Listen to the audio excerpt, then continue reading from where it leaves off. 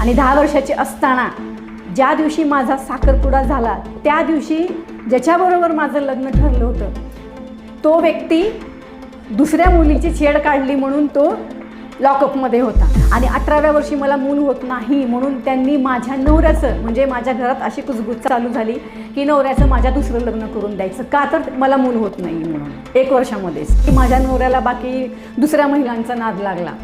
जेव्हा माझा मुलगा दुसरा झाला तेव्हा मला त्याच वेळेस मी 2 वेळा आत्महत्या करायचा प्रयत्न केला. म्हणजे जवळजवळ मी 2 लाख रुपये महिन्याला कमवत होते त्यावेळेस. ते की माझ्या लंग्सला किडे झाले होते आणि ते किडे इतके स्ट्रॉंग होते ना की 1000 पॉवरची गोळी पण माझ्यावर काम करत नव्हती त्यावेळेस. पण त्यावेळेस माझ्या नवऱ्याने मला डायरेक्ट वेगळं टाकलं. म्हणजे तो माझ्याजवळ सुद्धा येत नव्हता. म्हणजे मी पाणी भरलेलं पण तो व्यक्ती पाणी पित नव्हता. अशा प्रकारे त्यांनी मला पूर्ण वेगळं टाकलं. खूप रक्त असं खाली गळायचं. म्हणजे अक्षरशः मी सांगते आत्ता ना की ते नर्स तिथल्या रडायच्या माझ्यासाठी की तुमच्याबरोबर कोणी कसं येत नाही हॉस्पिटलमध्ये, कोणच नाही आहे का तुम्हाला यायला तुमच्याबरोबर. माझ्या नवऱ्याचे आणि माझे भांडणं खूप वाढले कारण का त्यांनी मला वेगळंच टाकलं होतं. आणि त्यानंतर तो माणूस स्वतः घर सोडून गेला. 1 लग्न केलं घर सोडून गेल्यानंतर त्यानंतर त्यांनी असं केलं की डिवोर्स केस फाईल केली. बघा आता मुलं लहान होती, 2 लिटर पाण्यामध्ये ते दूध टाकायचं आणि माझ्या मुलांना मी ते दूध म्हणून दिलेलं आहे. का तर ते 10 रुपये जर मी वाचवले तर त्या 10 रुपयाचं माझ्या मुलांना दूध येईल किंवा त्याच्यात भाजी येईल. सुखाचे सोबती सगळेच असतात पण आपल्या दुःखाच्या सोबती खूप कमी लोक असतात. जिंदगी में 2 हमसफर मिले जिन्होंने मेरा साथ कभी नहीं छोड़ा. एक था संघर्ष, दुसरी थी जिम्मेदारी. संघर्ष इतका शांततेत करा की तुमचं यश धिंगाणा घालेल. नमस्कार, जय महाराष्ट्र. मी मनीषा धुमाळ. तर मी आज आलेले आहे ग्रो मोशन या चॅनलच्यावरती माझ्या आयुष्याची संघर्ष गाथा शेअर करण्यासाठी. तर त्या अगोदर थोडंसं बोलणार आहे मी या ठिकाणी, त्यानंतर माझ्या आयुष्याची संघर्ष गाथा शेअर करणार आहे. तर नक्कीच तुम्हाला माझी ही संघर्ष गाथा पाहायला आणि ऐकायला नक्कीच आवडेल. तर माझ्या आयुष्यामध्ये इतके स्ट्रगल आहेत ना की विचारूच नाही शकत. म्हणजे माझा जन्म झाला आणि माझ्या जन्माबरोबर संघर्ष हा माझ्या आयुष्यामध्ये आलेला आहे. तर लहानपणापासून संघर्ष चालू आहे. आज मी ज्या स्थानावर पोचलेली आहे त्याच्यामागं माझं खूप संघर्ष आहे. म्हणजे इतका संघर्ष आहे ना की मी 3 वेळा आत्महत्या करायचा प्रयत्न केला होता. म्हणजे एवढा संघर्ष आहे. मी आज ज्या स्थानावर काम करत आहे. तर माझा जन्म एक मिडल क्लास फॅमिलीमध्ये झाला होता. तर सगळ्यांनाच माहिती आहे की मिडल क्लास फॅमिली म्हणजे काय, तर एकदम गरीब कुटुंबामध्ये माझा जन्म झाला होता. आणि असं होतं की तेव्हा त्यांचं जी मानसिकता होती माझ्या फॅमिलीची, त्यांची मानसिकता अशी होती की मुलगी म्हणजे डोक्यावरचं ओझं आहे आपल्या, एकदाचं तिचं लग्न करा आणि तिला घराच्या बाहेर पाठवा म्हणजे आपली जबाबदारी संपली, मग नंतर ती जगो किंवा मरू त्याच्याशी आपल्याला काही घेणं नाही आहे. म्हणजे असं माझं थोडक्यात बॅकग्राऊंड होतं. तर तशाच बॅकग्राऊंडमध्ये मी लहानाची मोठी होत होते. खूप काही करायची इच्छा होती आयुष्यामध्ये. तेव्हा पण देशासाठी पण खूप काही करण्याची इच्छा होती. प्रयत्न पण खूप केले की आपल्या देशासाठी आपल्याला काहीतरी करायचं आहे. मग त्या माध्यमातून खेळाच्या फील्डमध्ये पण गेले मी. तसं गोळाफेक आहे, थाळीफेक आहे, त्यानंतर रनिंग आहे. रनिंगमध्ये पण माझा पहिला नंबर आला. मला जिल्हा पातळीवर पण माझा पहिला नंबर आला. त्या तालुका पातळीवर पण पहिला नंबर आला. त्यानंतर महाराष्ट्र लेवलला मला बोलवलं होतं रनिंगमध्ये, पण माझ्या घरच्यांना ते मान्य नव्हतं, त्यामुळे मी जाऊ नाही शकले तिथं. तर झालं असं की ते राहून गेलं आणि माझं जे आयुष्य होतं ते एका वेगळ्या मार्गावर गेलं. वयाच्या 10व्या वर्षी माझं वय जेव्हा 10 वर्ष होतं तेव्हा माझ्या घरच्यांनी निर्णय घेतला की माझं लग्न करायचं. कारण त्यांची मानसिकता अशी होती ना की मुलगी म्हणजे डोक्यावरचं ओझं, जसं मी बोलले. त्यामुळं माझं लग्न ठरवण्यात आलं जेव्हा मी 10 वर्षाची होते, बरोबर. आणि 10 वर्षाची असताना ज्या दिवशी माझा साखरपुडा झाला त्या दिवशी ज्याच्याबरोबर माझं लग्न ठरलं होतं तो व्यक्ती दुसऱ्या मुलीची छेड काढली म्हणून तो लॉकअपमध्ये होता. आणि माझ्या वडिलांचं डोकं किती चालतं की माझ्या वडिलांनी असं केलं की त्या मुलाला तिथून बाहेर काढलं, कुठून लॉकअपमधून बाहेर काढलं आणि माझा साखरपुडा त्या मुलाबरोबर करून दिला. कारण तो जो मुलगा होता म्हणजे माझा नवरा जो होता तो माझ्या आत्याचा मुलगा आहे, त्यामुळं घरातलंच रिलेशन आहे असं समजून माझ्या वडिलांना असं वाटलं की आपल्या मुलीचं चांगलंच होईल, म्हणजे आपल्या मुलीचं काही वाईट होणार नाही, कारण का बहिणींच्या घरी आपण मुलीला देणार आहोत ना थोडक्यात. त्यामुळे त्यांना असं वाटलं की बाबा काही होणार नाही, चांगलंच होईल, काय प्रॉब्लेम होणार आहे, आपण घरात तर मुलीला देतो. मी अजिबात माझ्या आयुष्यात जे झालं त्याच्याबद्दल मी कोणालाही दोष देत नाही. जे माझ्या आयुष्यामध्ये घडायचं होतं ते सगळं घडून गेलेलं आहे. पण ही स्टोरी जी आज आपल्याबरोबर शेअर करत आहे ते एवढ्यासाठी शेअर करत आहे की माझ्यासारख्या खूप महिला अशा असतील ज्या स्ट्रगल करत असतील किंवा स्ट्रगल करून बाहेर आलेल्या असतील. कोणी आत्महत्येचा प्रयत्न करत असेल, कोणी विचारात असेल, तर असं काहीही करू नका. आत्महत्या करून आपले प्रश्न सुटत नाहीत. आपल्या आयुष्यामध्ये जर संघर्ष आला असेल ना, तर बघा देव आपल्याला तेवढाच संघर्ष देतो जेवढा आपण करू शकतो. आपण जर संघर्ष जर करू शकत नसलो तर आपल्या आयुष्यामध्ये कधी संघर्ष येत नाही. त्यामुळे संघर्ष येत असेल ना तर नक्कीच तुमच्या आयुष्यामध्ये तुम्ही काहीतरी चांगलं घडणार आहात, काहीतरी चांगलं करणार आहात. त्यामुळे तुमच्या आयुष्यामध्ये संघर्ष आलेला आहे. त्यामुळे संघर्षाशी लढा, संघर्ष करून तुम्ही पुढे जा, आपोआप तुम्हाला मार्ग मिळतील. आणि मी वयाच्या 10व्या वर्षी माझं लग्न झालं. आता लग्न झाल्यानंतर सगळ्यांनाच माहिती आहे की आईवडिलांचा हक्क संपतो आणि आपला पण आईवडिलांवरचा हक्क संपतो, तेव्हा दुसऱ्या व्यक्तीचा हक्क आपल्यावर येतो. मग तो व्यक्ती जसं म्हणेल तसंच आपल्याला करावं लागतं. तरी पण मी स्ट्रगल करून 10वीपर्यंत शाळा शिकले. 10वीच्या नंतर माझ्या घरचे मला ठेवून घ्यायला तयार नव्हते, माझ्या माहेरचे, आणि सासरच्यांना मला शिक्षण द्यायचं नव्हतं. त्यामुळे मला वयाच्या 16व्या वर्षी म्हणजे माझी जेव्हा 10वी झाली तेव्हा मी पुण्यामध्ये आले आणि तेव्हापासून परत माझ्या आयुष्याने एक दुसरं टर्न घेतलं. झालं असं की इथं आल्यानंतर 1 वर्ष मी राहिले, म्हणजे साधारण 17व्या वर्षी माझ्या घरातलं वातावरण असं झालं की मला मूल होत नाही. म्हणजे थोडक्यात काय तर मी 10वी झाली, पुण्यात आले आणि 1च वर्ष म्हणजे 17वं वर्ष फक्त माझं 1 वर्ष चांगलं गेलं. आणि 18व्या वर्षापासून माझ्या घरामध्ये म्हणजे माझी सासू, माझा नवरा, त्यांचं चाललं की आता मला मूल होत नाही. म्हणजे बघा आत्ता 18व्या वर्षी मुलींचे लग्न पण होत नाहीत. त्यावेळेस त्यांना लगेच 1 वर्षामध्ये मूल पाहिजे होतं. आणि 18व्या वर्षी मला मूल होत नाही म्हणून त्यांनी माझ्या नवऱ्याचं, म्हणजे माझ्या घरात अशी कुजबूज चालू झाली की नवऱ्याचं माझ्या दुसरं लग्न करून द्यायचं, का तर मला मूल होत नाही म्हणून 1 वर्षामध्येच. मग ते झालं आणि त्या हिशोबाने त्यांनी तशी सगळी लगाबग त्यांची जी होती ती चालू केली, म्हणजे बाबा आपला दुसरं लग्न करायचं, हिला काय होणार नाही मूल म्हणून. आणि त्यांनी काय केलं ना, आमच्या घरामध्ये एक व्यक्ती पण आणून ठेवली. म्हणजे कसं की बाबा एक राहिला आमच्याकडे एक फॅमिली होती, तर त्या फॅमिलीने त्यांच्या बहिणीला आणून ठेवलं, का तर त्या मुलीला माझ्या नवऱ्याला द्यायची होती, करायचं होतं, दुसरं लग्न करायचं होतं म्हणून. आणि ते सगळं चालू होतं. पण कसं ना, जिथं आपल्याला कुणीच साथ नसतं, म्हणजे कुणीही साथ आपल्याला देत नाही, त्या ठिकाणी नक्कीच 100% मी मानते की आपल्या पाठीशी देव असतो. म्हणतात ना, जिसका कोई नहीं उसका खुदा है यारो.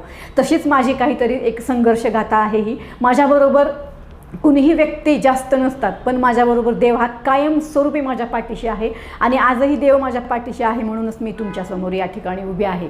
तर झालं असं की त्यांचं दुसरं लग्न करायचं ठरलं आणि कुठंतरी देवाला माझ्यावर दया आली आणि मला माझा मोठा मुलगा झाला. आज माझा मोठा मुलगा तो 27 वर्षाचा आहे. तर मला माझा मोठा मुलगा झाला. त्यानंतर परत माझं जवळजवळ 2-3 वर्ष माझ्या आयुष्याचे परत चांगले गेले, म्हणजे जास्त काही प्रॉब्लेम नव्हते. पण जेव्हा माझा मुलगा 3 वर्षाचा झाला त्यानंतर मला दुसरा मुलगा झाला आणि दुसरा मुलगा झाला तेव्हा माझ्या नवऱ्याला परत बाहेरचा नाद, म्हणजे खूप त्यांना असं आता इथं बोलू नाही, म्हणजे एकदम डायरेक्ट बोलता येत नाही, पण तरी सांगते की माझ्या नवऱ्याला बाकी दुसऱ्या महिलांचा नाद लागला जेव्हा माझा मुलगा दुसरा झाला तेव्हा मला. त्यानंतर परत माझ्या आयुष्याने टर्न घेतलं आणि परत संघर्ष चालू झाला. हा परत संघर्ष करत आता करणार काय, त्याच वेळेस मी 2 वेळा आत्महत्या करायचा प्रयत्न केला. कारण का ज्या व्यक्तीच्या पाठीमागे आपण आलेलो आहोत लग्न करून, जर तो व्यक्ती आपल्याबरोबर असं करत असेल, त्याच्याबरोबर आपण एवढं इमानदारीने राहत होतो, ते दुसरं लग्न करायला तयार झाला, त्याने एक व्यक्ती पण आणून ठेवली घरात, तरी पण आपण त्याची साथ नाही सोडली, त्याच्याबरोबरच राहिलो. आणि तेव्हा त्याच्या आयुष्यामध्ये दुसरी कोणी महिला आली तर ते आपल्याला सहन होत नाही, कुठल्या स्त्रीला हे सहन होत नाही. तसंच माझं पण झालं आणि त्यावेळेस मी 2 वेळा आत्महत्या करायचा प्रयत्नसुद्धा केला. पण कसं आपल्या आयुष्यामध्ये संघर्ष असेल ना तर देव म्हणतो नाही, तुला मी मरू देणार नाही, मी तुला संघर्ष करायलाच लावणार आणि मी तुला घडवणार. तर त्यातनं पण मार्ग काढत मी पुढं आले. आणि माझ्या नवऱ्याला त्याच्यामध्ये असं झालं की ड्रिंक करायची सवय पण लागली, कारण का बाहेरचा नाद लागल्यामुळं ड्रिंक करायची सवय लागली. आणि त्यांचं ड्रिंक करायचं इतकी ड्रिंक करायची ना ते की त्यांना शुद्धच राहायची नाही की ते काय बोलतात आणि काय करतायत ते. मग अशा वातावरणामध्ये परत माझा संघर्ष चालू झाला आणि त्यांना असं होतं की मी बाहेर गेलेलं आवडायचं नाही, कोणाशी बोललेलं आवडायचं नाही. मग दिवसभर 4 भिंतीच्या आत बसून मी करणार काय, मग मी ठरवलं की आपण एक काम करूया, माझं जे बॅकग्राऊंड आहे म्हणजे माझं जे खानदानी बिझनेस आहे तो हॉटेल लाईन आहे. मग मी ठरवलं एक काम करू, आपण दिवसभर घरात बसून काय करणार, जरी आपण जॉबला गेलो तर माझं शिक्षण 10वी झालेलं आहे, मला कोण पेमेंट देणार 10,000च्या वरी. बरं जरी 10,000 मला पेमेंट कोणी दिला तर मला सांगा, मला अनुभव नाही आहे जॉबचा, कुठलाही अनुभव नाही, तर मला कोण कामाला ठेवणार, बरोबर. म्हणून मी काय ठरवलं की आपला जर व्यवसाय हॉटेल लाईन आहे तर आपण एक काम करूया, आपण असं करूया की आपण घरामधनं मेस चालू करूया. आणि त्या माध्यमातून मी घरामधून मेस चालू केली. एक टिफिन चालू केला, 6 महिने मी एकच टिफिन देत होते, पण 6 महिन्यानंतर माझे क्वांटिटी क्वालिटी सगळंच लोकांना आवडलं आणि माझ्याकडं जवळजवळ एका टिफिनचे 175 टिफिन झाले रोजचे. म्हणजे जवळजवळ मी 2 लाख रुपये महिन्याला कमवत होते त्यावेळेस. आणि झालं असं की हे करत असताना मी फक्त गाढव मेहनत केली. मी एकही रुपया कधी हिशोब घेतला नाही, मी कधी हिशोब ठेवला नाही. मला कधी असं वाटलंच नाही की बाबा आपण जे करतो हे गाढव मेहनत आहे आणि आपण आपल्याकडे हिशोब ठेवायला पाहिजे, आपण पैसे आपल्याकडे ठेवायला पाहिजे. त्या व्यक्तीवर संपूर्ण विश्वास ठेवला आणि सगळा हिशोब त्यांच्याच हातात होता. त्यामुळे मी कधीही 1 रुपया माझ्याकडे ठेवला नाही. त्याच्यामध्ये झालं असं ना की ही मेस करत असताना त्या मेसच्या नादामध्ये किंवा त्या स्वयंपाकाच्या नादामध्ये किंवा ते भाज्या वगैरे मी फोडणी टाकायचे, त्यावेळेस ते सगळं धूर असायचा तेलाचा, तो माझ्या आतमध्ये जायचा, कारण मी सगळा स्वयंपाक करत होते, त्यामुळं सगळं मलाच करावं लागायचं.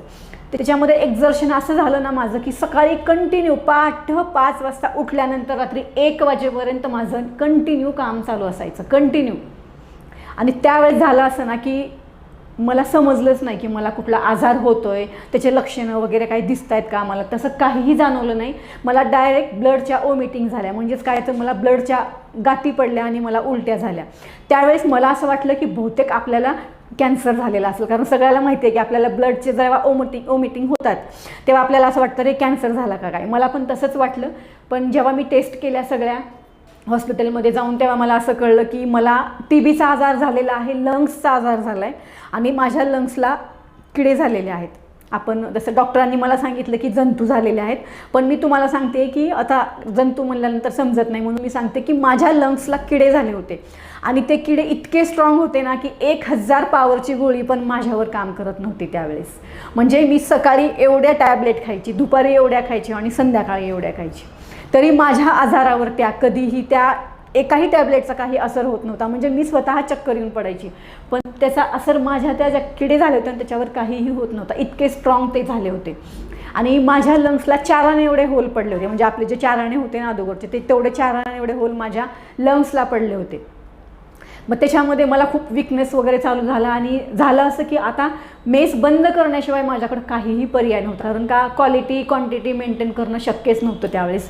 त्यामुळे मी डायरेक्ट तो जो माझा बिझनेस होता डायरेक्ट तुम्ही बंद करून टाकला, माझ्याकडे काहीही ऑप्शन नव्हतं त्यावेळेस. आणि मला लास्ट स्टेज आणि ते लंग्सचा आजार झाला. डॉक्टरांनी सांगितलं होतं वाचली तर वाचलीच नाही तर नाही असं सांगितलं होतं मला. मग झालं त्याच्यामध्ये असं की माझ्या नवऱ्याला वाटलं की आता ही आपल्या काय कामाची आहे, म्हणजे मी त्यांच्या काहीच कामाची नाही असं त्यांना वाटलं. त्यानंतर झालं असं की दवाखान्यात न्यायलासुद्धा मला कोण नव्हतं. म्हणजे असं झालं ना की एकदा फक्त माझा भाऊ आला, मला त्यांनी हॉस्पिटल दाखवले, कुठल्या हॉस्पिटलमध्ये जायचं, कशी ट्रीटमेंट घ्यायची, कुठं जायचं, टेस्ट करायचं, हे सगळं त्यांनी मला एकदा दाखवलं. लातूरवरनं माझा भाऊ आला, त्यांनी सगळं मला 1-2 दिवसामध्ये हे सगळं दाखवलं. त्यानंतर एकटे मी हॉस्पिटलमध्ये जात होते.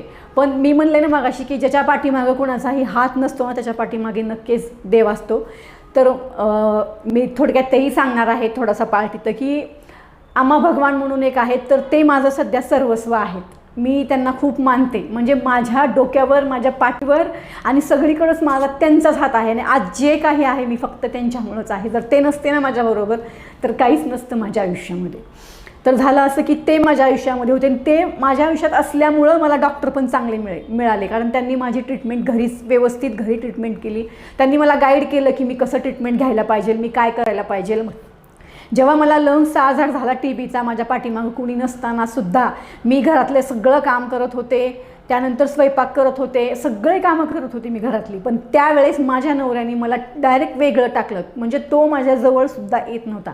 हॉस्पिटलला तर न्यायचं काहीच नव्हतं, म्हणजे हॉस्पिटल तर त्यांनी मला कधीच नेलं नाही, कधीच नाही.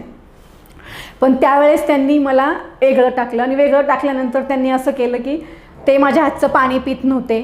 मी कपडे जरी त्यांचे धुतले तर ते कपडे मी डेटॉलमध्ये धुवायचे आणि परत वाळत टाकायचे, त्या कपड्यांना मी परत हात नाही लावायचं. म्हणजे मी पाणी भरलेलं पण तो व्यक्ती पाणी पित नव्हता. अशा प्रकारे त्यांनी मला पूर्ण वेगळं टाकलं. मी एकटी ट्रीटमेंट घेत होते, ट्रीटमेंटला एकटी जात होते. जेव्हा मी त्या ट्रीटमेंटला जात होते तेव्हा माझ्याकडे पैसे पण नव्हते, तर तेव्हा माझ्या वडिलांनी माझ्या अकाउंटला 30,000 रुपये टाकले. त्या 30,000मध्ये मी ट्रीटमेंट घेतलेली आहे. माझा आजार फक्त 75% कव्हर झाला होता. मी 25% सोडून दिला, म्हणलं जाऊ दे, वाचलं तर वाचलं, नंतर नाही वाचलं, कारण तेव्हा माझी परिस्थिती नव्हती की मी ट्रीटमेंट पण घेऊ शकते. मग त्याच्यामध्ये झालं असं ना की जेव्हा मी हॉस्पिटलला जायची ना, ते टॅबलेट तर माझ्यावर काहीच काम करत नव्हत्या. 1000 पॉवरची 500 पॉवरची पण टॅबलेट माझ्यावर काहीच काम करत नव्हत्या. मग तेव्हा डॉक्टरांनी मला असं सांगितलं की एक काम करूया, आपण तुला एक इंजेक्शन देऊन बघूया. म्हणजे 3 इंजेक्शन होते त्याच्यामध्ये. एक इंजेक्शन पहिलं ट्राय केलं, ते काही चाललं नाही मला. दुसरं इंजेक्शन ट्राय केलं, तेव्हा पण मी हॉस्पिटलमध्ये चक्कर येऊन पडले, ते पण चाललं नाही मला. मग एक तिसरं इंजेक्शन मला त्याच्यामध्ये चाललं. म्हणजे तो एक लास्ट उपाय होता माझ्याकडं, म्हणजे मला आयुष्य मिळण्यासाठी एकच. बाकी सगळे डॉक्टरांनी औषधं गोळ्या जे काय आहे ते सगळं ट्राय केलं होतं माझ्या त्या आजारावर, पण मला त्या आजाराला काही फरक पडत नव्हता. एक इंजेक्शन असं होतं ना की ते माझ्यावर चाललं, पण तिथं पण खूप सारे प्रॉब्लेम आले त्या इंजेक्शन घ्यायला. कारण का तेव्हा माझं शरीर, म्हणजे माझ्या शरीराला मांस अजिबात राहिलंच नव्हतं कुठंच. कारण का इंजेक्शन जर द्यायचं असेल तर आपल्या शरीराला मांस पाहिजे, हाडामध्ये कसं इंजेक्शन देणार, हा माझा प्रॉब्लेम झाला. मग तेव्हा डॉक्टरांनी सांगितलं की 2 महिने तुला हे इंजेक्शन घ्यायचे आहेत. आता 2 महिने इंजेक्शन शरीराच्या कुठल्या पार्टला घेणार, माझा हा प्रश्न माझ्याकडं निर्माण झाला. कारण मी ते इंजेक्शन घ्यायला मोठ्या हॉस्पिटलमध्ये सारखं जाऊ शकत नव्हते, कारण का एवढं मोठ्या हॉस्पिटलला जाऊन एक इंजेक्शन घ्यायला मला परवडत नव्हतं. मी आजूबाजूचे हॉस्पिटल जे आपले छोटे जे असतात दवाखाने, तिथं मी ट्राय केले. मग असंच एका ठिकाणी गेले. मग त्या ठिकाणी गेल्यानंतर त्यांनी मला 15 दिवस इंजेक्शन दिले, पण त्यांनी नंतर सांगितलं डॉक्टरांनी की नाही, मी तुम्हाला इंजेक्शन देऊ शकत नाही, कारण देणार कुठं ना, तुमच्या शरीराला असं कुठे जागाच राहिली नाही आता की इंजेक्शन देऊ शकतो.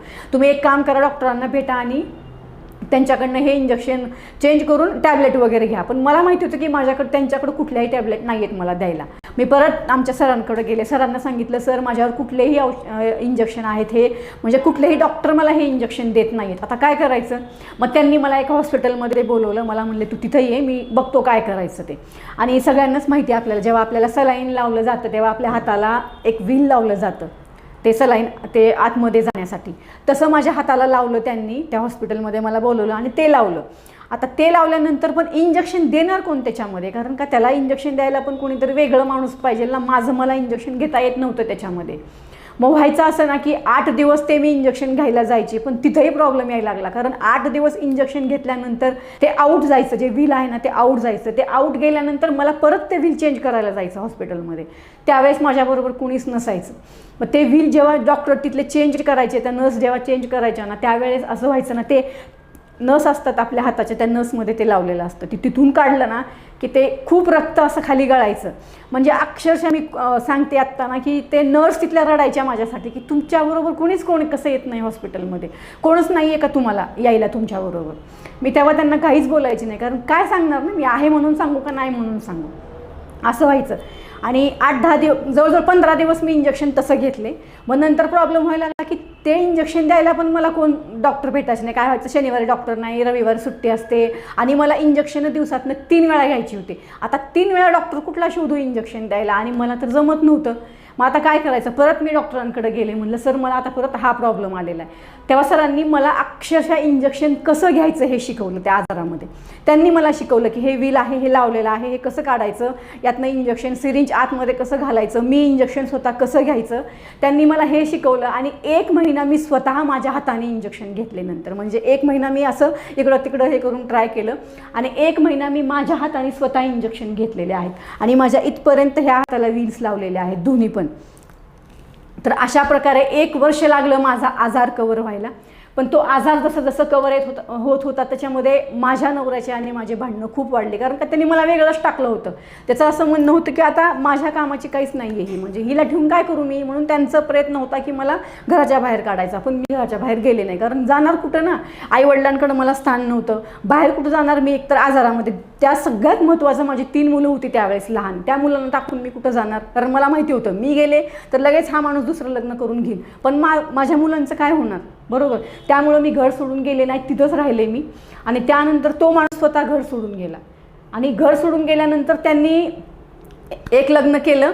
घर सोडून गेल्यानंतर एक लग्न केल्यानंतर त्यांची काहीतरी भांडणं झाली आणि ती व्यक्ती त्याला सोडून गेली.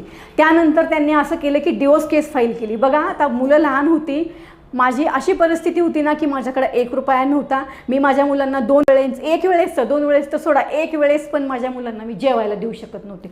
त्यावेळेस माझ्या डोक्यामध्ये फक्त एवढंच होतं की माझ्या मुलांना मी काय देऊ 1 वेळेस खायला, काय देऊ मी 1 वेळेस खायला. आणि आमच्या तिथं मंदिर आहे एक मोठं, मी तिथं जाऊन दिवसभर रडायची, कारण का माझ्याकडे काही काम पण नव्हतं तेव्हा. मी काम तरी काय करणार, कारण मी 2 लाख रुपये कमवणारी व्यक्ती महिन्याला. डायरेक्ट माझा बिझनेस बंद पडला आणि कुणाची साथ नाही, काहीच नाही. त्यात एवढा मोठा आजार झाला. मग आता काय करायचं. त्यानंतर मी त्या मंदिरामध्ये रडत बसायची जाऊन, आणि माझ्या नवऱ्याने डिवोर्स केस फाईल केली. कुठं? लातूर कोर्टामध्ये. लातूर कोर्टामध्ये त्यांनी माझ्या विरुद्ध डिवोर्स केस फाईल केली. त्यांनी डिवोर्स केस फाईल केल्यानंतर माझी अशी परिस्थिती नव्हती की मी कुठलाही वकील देऊ शकते किंवा मी कुठूनही पैसे मॅनेज करून तिथं जाऊ शकते. त्यामुळं मी गेले नाही, मी काहीच केलं नाही. म्हणलं तुला जे काय करायचं असेल ते कर, मला काही करायचं नाही. माझ्यासाठी माझे मुलं महत्त्वाचे आहेत आत्ता. मला त्यांना मोठं करणं किंवा त्यांना काय 1 वेळेस खायला देऊ हा प्रश्न माझ्यासमोर होता त्यावेळेस. त्यामुळं मी मला जे योग्य वाटलं तेव्हा मी ते केलं. मग त्याच्यामध्ये असं झालं की मी स्वयंपाकाची पण कामं केली. त्यानंतर माझा आजार कव्हर झाला 1 वर्षानंतर, आणि मी स्वयंपाकाची कामं केली. त्यानंतर मी मला 2 व्हीलर येत नव्हती त्यावेळेस, पण मी 2 व्हीलर पण शिकली. योगायोगाने मला कुठून तरी असं माध्यम मिळालं, कमी पैशामध्ये मला 2 व्हीलर शिकायला मिळाली, आणि मी नंतर 2 व्हीलर शिकली. आणि 2 व्हीलर शिकता शिकता मी जवळजवळ आत्तापर्यंत मी 2,500 महिलांना 2 व्हीलर शिकवलेली आहे. माझं 2 व्हीलर म्हणजे स्वतःचं 2 व्हीलरचे क्लासेस पण मी घेतले. त्यानंतर माझं ड्रायव्हिंग स्कूल चालू केलं. असं करता करता मी जवळजवळ 2,500 महिलांना शिकवले. माझ्या मैत्रिणीच्या माध्यमातूनच हा विषय माझ्याकडे आला होता, आणि मी हे सगळं केलं. असं करत करत मी पुढं थोडं चालत गेले. त्याच्यातूनच मी असं करता करता मी सोशलला आले. म्हणजे काय तर माझ्याबरोबर ज्या घटना घडलेल्या आहेत ह्या कुणाबरोबर घडू नये. आणि जेव्हा त्या घटना घडत होत्या मी खूप ट्राय केलं की मला कुणीतरी मदत करेल का, मला कुणीतरी मदत करेल का, मला ह्या नवऱ्याच्या ह्याच्यामधनं कुणी त्रासामधनं कुणी वाचवल का. पण मला कुठल्याही NGOने मदत केली नाही, मला कुणीच मदत नाही केलं, कुणीही नाही. मी खूप प्रयत्न केले, मी खूप ठिकाणी, मी अक्षरशः चौकीमध्ये सुद्धा गेली, कंप्लेंट पण केली. त्यांनी पाहिलं पण की त्यांनी मला मारलेलं वगैरे आहे माझ्या नवऱ्याने म्हणून, पण मला पोलिसांनी सुद्धा मदत केली नाही. मला कुठल्याही NGOने मदत केलेली नाही. उलट ते मलाच बोलवायचे आणि मला म्हणायचे की तुम्ही शांत बसा, तुम्ही शांत बसा. म्हणजे मी मेले तरी त्यांना फरक पडत नव्हता, त्यांना फक्त त्या व्यक्तीचंच होतं. आणि तो व्यक्ती त्यांना जाऊन धमकी द्यायचा की तुम्ही जर हिला मदत केली तर मी आत्महत्या करेल म्हणून. त्यामुळे मला कुणीही मदत केलेली नाही. मी आज इथं का सांगते, कारण बघा लोक खूप म्हणतात की आम्ही सोशल करतो किंवा महिलांसाठी काम करतो, सोशल वर्क करतो. पण माझा अनुभव आहे फक्त बोलण्यासाठीच आहेत. काही लोक अजिबात मदत करत नाहीत कुठेही. मला कुणीही मदत केली नाही 2012 ते 2017 पर्यंत, कुणीच नाही. मी खूप प्रयत्न केले पण मला कुणीही मदत केली नाही. त्यावेळेस मला लक्षात आलं की जर असं महिलांना टॉर्चर होत असेल आणि महिलांना कोणीच मदत करत नसेल तर मग आपण तरी करायलाच पाहिजे का. आपण खूप काही ह्याच्यातनं शिकलेलं आहे. जसं मी बोलले मगाशी की माझ्या नवऱ्याने डिवोर्स केस फाईल केली एकतर्फे, आणि त्यांनी मला 2017 मध्ये डिवोर्स दिलेला. एकतर्फी त्यांनी मला डिवोर्स दिला आहे. माझा आजही लातूर कोर्टाला हा प्रश्न आहे की मी न येता तुम्ही एकतर्फी डिवोर्स कसं काय देऊ शकता, जेव्हा त्या व्यक्तीला 3 मुलं आहेत. त्यांनी एकतर्फी डिवोर्स दिलेला आहे. आता ते पण सगळं झालं कारण का माझी परिस्थिती अशी नव्हती मी कोर्टात जाईल सगळं करेल. त्यामुळं तो मुद्दा आता मी काही जास्त बोलत नाही त्या विषयावर, फक्त मी माझ्या स्ट्रगलबद्दलच बोलणार आहे. असं करता करता आहे ना, आज माझा मोठा मुलगा कन्स्ट्रक्शन लाईनमध्ये आहे, दुसरा मुलगा माझा MBA करतोय, 2ऱ्या वर्षाला आहे, आणि माझी मुलगी आज 2nd इयरला आहे. तर अशा प्रकारे हे माझे मुलं मोठे झालेले आहेत. मी जरी तुम्हाला आत्ता खूप शांततेत आणि म्हणजे एवढं तुम्हाला वाटत असेल की बाबा ही व्यक्तीच्या आयुष्यात संघर्ष असू शकतो का जर मी असं सांगते, पण खूप संघर्ष होता माझ्या आयुष्यामध्ये. त्यावेळेस माझ्या आयुष्यात रडण्याशिवाय बाकी काहीच नव्हतं. मी त्या मंदिरामध्ये जाऊन दिवसभर रडायची की आज संध्याकाळी घरी गेल्यानंतर काय नेऊ मुलांना खायला, काय नेऊ, ते माझी वाट बघत असतील. म्हणजे अक्षरशः फक्त एका दिवशी आम्ही भात खाऊनच राहिलेलं आहे. मी असं करायची ना की तेव्हा वांगे खूप स्वस्त असायची, बटाटा स्वस्त असायचा, तुरीची डाळ तेव्हा स्वस्त होती, आता महाग झाली आहे पण तेव्हा स्वस्त होती. 2012 ते 2017चं सांगते मी. 2012 ते 2015पर्यंतचा हा माझा कालावधी होता स्ट्रगलचा. त्यावेळेस मी काय करायची, 1 किलो वांगे आणायची आणि ते आम्ही 8 दिवस खायचो. 1 किलो बटाटा आणायचा आणि ते मी 8 दिवस खायचा. किंवा जसं आपण पिठलं वगैरे म्हणतो तर ते मी कंटिन्यू ते करायचे, कारण का माझ्याकडं याच्याशिवाय काही पर्यायच नव्हता त्यावेळेस. त्यामुळं मी हेच सगळं मी करायची. आणि कधी कधी तर मी अक्षरशः म्हणजे उपाशी पण झोपलेलो आहे आम्ही. त्यामध्ये अजून एक मुद्दा असं सांगणार आहे की माझा जो नवरा होता ना तो दूध डेअरीमध्ये कामाला होता, तर माझ्या मुलांना आहे ना दुधाची कधीच कमी नव्हती, कधीच नाही. म्हणजे खूप दूध, दही, तूप कंटिन्यू माझ्या घरी असायचं. त्यामुळे माझ्या मुलांना दूध प्यायची सवय होती. म्हणजे चहा पीत नव्हते ते, दूध प्यायची सवय होती. पण हा व्यक्ती जेव्हा घर सोडून गेला निघून, तेव्हा मुलं लहान होती, त्या मुलांना तेव्हा दूध नाही असं कसं म्हणू मी, मला ते तोंडाला येतच नव्हतं की दूध नाही, आणि दूध आणायचे तर पैसे पण नाहीत. तर तेव्हा मी असं करायची, मी तेव्हा घरकाम करत होते ना, तर त्याच्यातनं मी असं करायची की तेव्हा आपल्याकडे 10 रुपयाची पावशेरची दुधाची पिशवी आणायची, आणि पावशेरची दुधाची पिशवी आणायची, त्या 2 लिटर पाण्यामध्ये ते दूध टाकायचं, आणि माझ्या मुलांना मी ती दूध म्हणून दिलेलं आहे.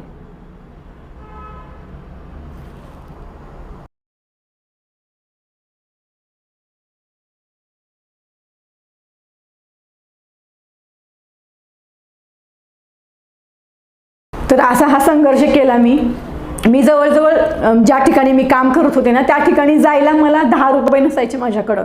तर मी जवळजवळ, मला वाटते तो डिस्टन्स माझ्या घरापासून ज्या ठिकाणी मी जायचे साधारण 10 ते 12 किलोमीटरचा असेल माझ्या मते, 10 ते 12 किलोमीटर.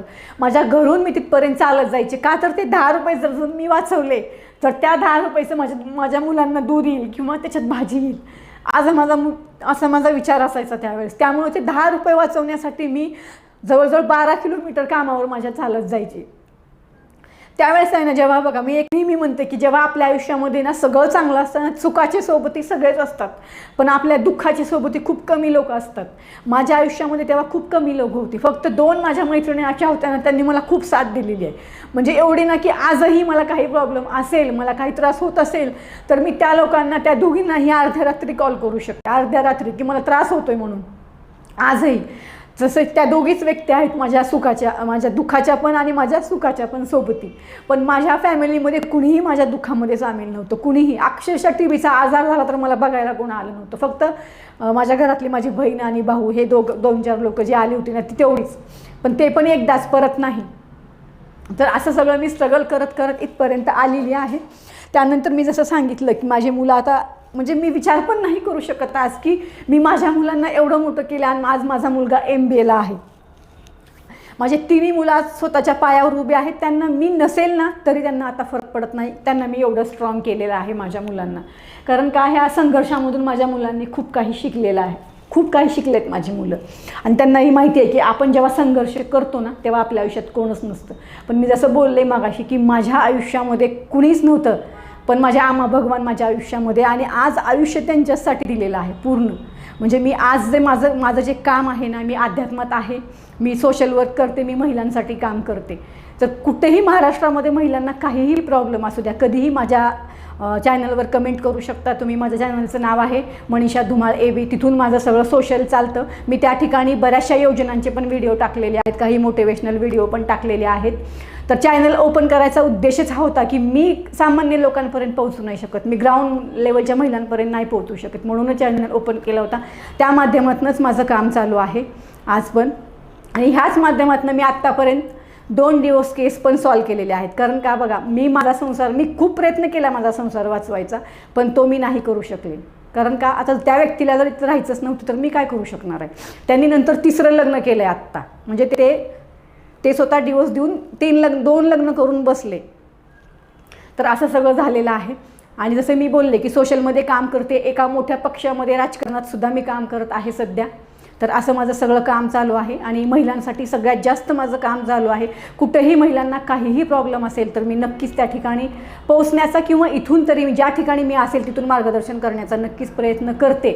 आणि माझे प्रयत्न पण चालू आहेत. मी बऱ्याचशा फील्डमध्ये काम करते. मी बिझनेसमध्ये पण आहे, राजकारणात आहे, त्याच्यानंतर मी सोशलला आहे, अध्यात्मात आहे, मी शवनांसाठी पण काम करते. जसं डॉग्स आहेत किंवा हे जे आपले कॅट आहेत ह्याच्यासाठी पण काम करते. तर बऱ्याचशा फील्डमध्ये काम करते मी, फक्त एकाच फील्डमध्ये काम करत नाही. म्हणजे मला जेवढं नॉलेज आलेलं आहे की आपण कुठं कुठं मदत करू शकतो, त्याच्या हिशोबाने मी सर्वांनाच मदत करते. आणि माझं मदत कार्य जोपर्यंत मी जिवंत आहे, मी माझं मदत कार्य असंच चालू ठेवणार आहे. यात अजून एक मुद्दा असा नमूद करणार आहे की मी माझ्या शरीराचे जे पार्ट आहेत ते सगळे डोनेटचा फॉर्म भरलेला आहे. म्हणजे माझे लंग्स आहेत, माझे डोळे आहेत, जे काही माझ्या किडन्या आहेत, या सगळ्यांचा मी फॉर्म भरलेला आहे माझ्या वाढदिवसाच्या दिवशी.